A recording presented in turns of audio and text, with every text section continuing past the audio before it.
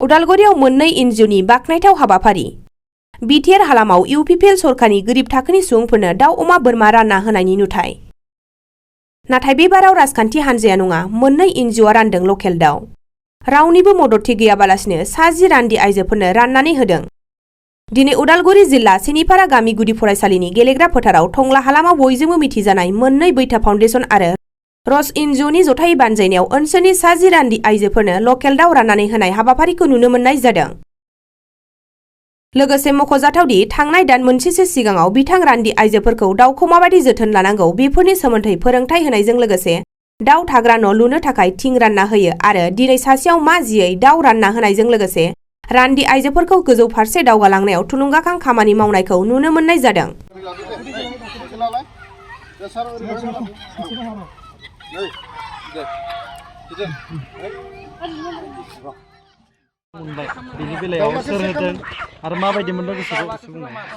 गोसोखौथ' मोजां जेनेबा आदा उजुना होदो एनजयनिफ्राय मा होनो बैथा आरो रुसदो लोगो नांनानै जेनेबा बे दाउखौ होनाय जादों नालाय बिसोरनिसिम साबायखर मानो होनबा जोंहानि आइया रान्दि नालाय बेनिखायनो होदों आरो ओमफ्राय आइया गैया नालाय आं फैदों आरो साबायखर। दाउनि अनगायै मा होबावदों आरो? दाउनि अनगायै थिं होबाय, थिं गांब्रै होदों। थिंआ सुद्ध बुटि थिं बेखौ जों बनायनानै लाबाय आरो। दा बे दाउखौ लांना मा खालामगोन? जाहैगोन ना फिसिगोन? दाउखौथ' फिसिनोसो होदो जानो होआखै फिसिहैनोसै बेबायदि। Thank you. आच्छा गिबिथाराव जोंनि नैबे हाबाफारियाव बाहागो लाफैनो हानाय जोंनि टंला हालामनि बयनिफ्राय गोजाम एनजिअ रस एनजिअनि जोंहा मानगोनां गायसनगिरि आरो माने जोंहा एग्जिकिउटिभ जाहाथे बे हाबाफारियाव बाहागो लाफैनायनि थाखाय गिबिथाराव आं बिथांखौ हामबाय होननानै आं बुंग्रोबाय।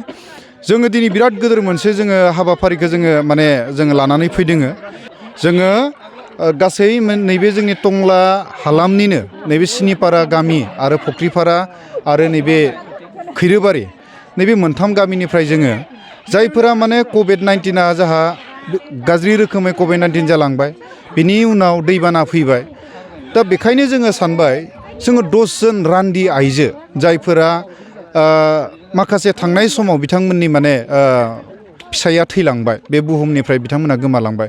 दा बिथांमोना ओरैबायदि माखासे थासारियाव दङ कभिड-19आवबो गाज्रि रोखोमै माने जगरिया जानानै थाबाय। बिनि उनाव नै दैबाना फैबाय माखासेया माइ गायनो हायाखिसै बा बिथांमोना हाजिरा मावनो हायै अबस्थायाव दङ। दा बेखायनो आङो रसनि जाहा डाइरेक्टर सार जों ललित बर' बिथांजों जोङो रायज्लायनानै जोङो मोनसे फिसा प्रजेक्ट जोङो इउनाइटेड नेशन्स डेभेलपमेन्ट प्रग्राम UNDP-निफ्राय जोङो मोनसे आर'ज जों गथायदोंमोन जों प्रप'जेल।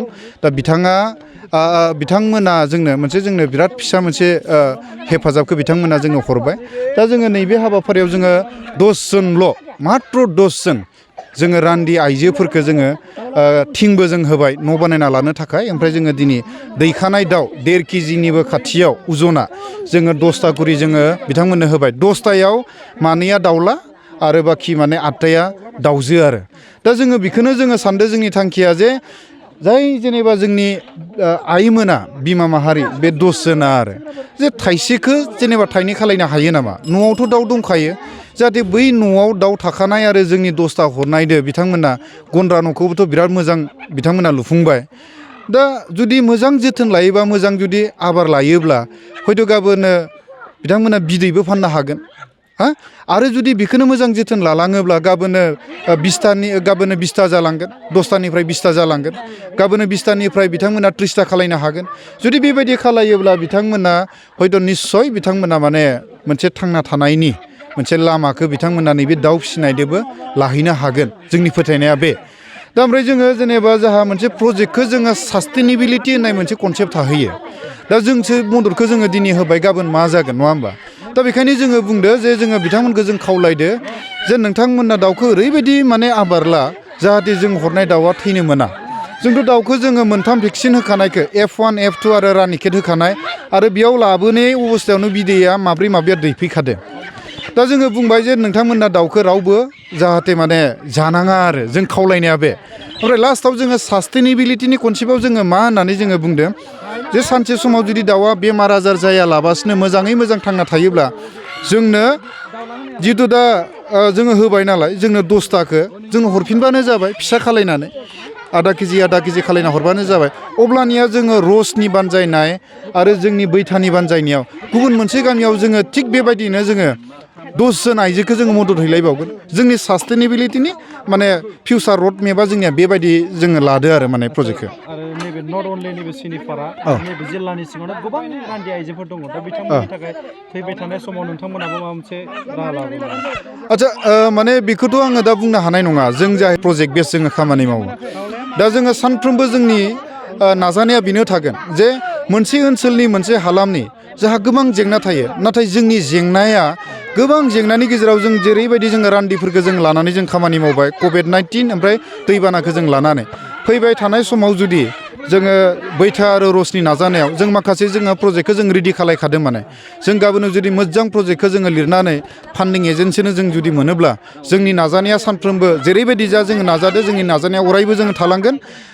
दा 10 जन जों मदद खालायबाय फैबाय थानाय समाव निस्सय जोङो 50 जन टारगेट खालायनानै जोङो प्रजेक्ट जोङो लिरगोन हयथ' जुदि सोरबा मोजां मोननानै फान्डिं एजेन्सिया जुदि फान्ड खालायोब्ला निस्सय जोङो बे खामानिखौ जोङो मावगोन नोंथांमोननि बे खामानियाव सोरबाफोर राजखान्थियारि हान्जाफोरनि आखाइफोर दङ गैया बेथ' पिउरलि माने बैथा ओमफ्राय रस आरो नैबे हालामनि रावबो सिनाय मोनै रावबो गैया हा एकदम माने रसआ सोर रसआव सोर दङ बैथायाव सोर दङ बेखौ सब सिनायजोबखानाय खिन्थु आङो थेंक इउ होयो आरो दानि प्रेजेन्ट गभर्नमेन्टनि लिडारशिपदो आं गोदान नङा आं गोबां खामानि मावबोबाय बा मानगोनां जाहा ललित बिथाङाबो रसनि जाहा गायसनगिरि बिथाङाबो बेखौ जोङो कारेन्ट गभर्नमेन्टनि लिडारशिपफोरजों जोङो गोबां मोजां जों खामानि मावबाय आरो जाहा मावलांबावनो दङ जों गासैबो समाव जोङो राजनितिखौ राजखान्थिखौ जोङो समाज जौगानायनि खामानियाव बा NGO बिथिङाव जों लाबोनो जोङो साना आरो जों खावलायगोन आरो आंनिबा लाबोनाङा जिबायदि दा बिथांमोनाबो गोबां जौगालु खामानिखौ मावनो थाखाय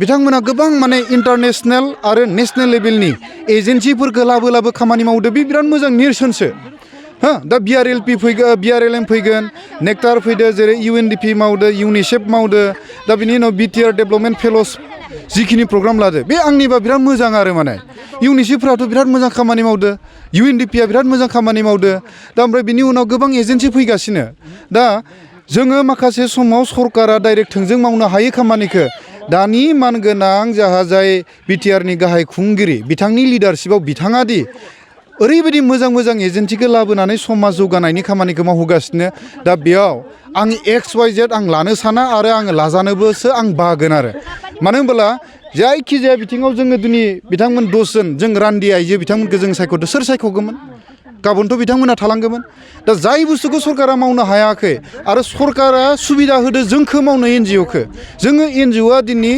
एकदम खुनु माने रावदोबो नेपटिजम फेभारिटिजम बा पलिटिकेलि जेबो जाहा कनस्पिरेन्सि सोमोन्दो लायालाबासिनो जों बेखिनि थासारिखौ जों मावनो मोनदो आं माने बेयाव खुनु पलिटिकेलि मोनसे माने आङो माने स्टेटमेन्ट आं होनो साना आरो आङो होजानोबो बागोन आरो बेखिनियाव आं बेखिनिखौ बुंगोन आरो माने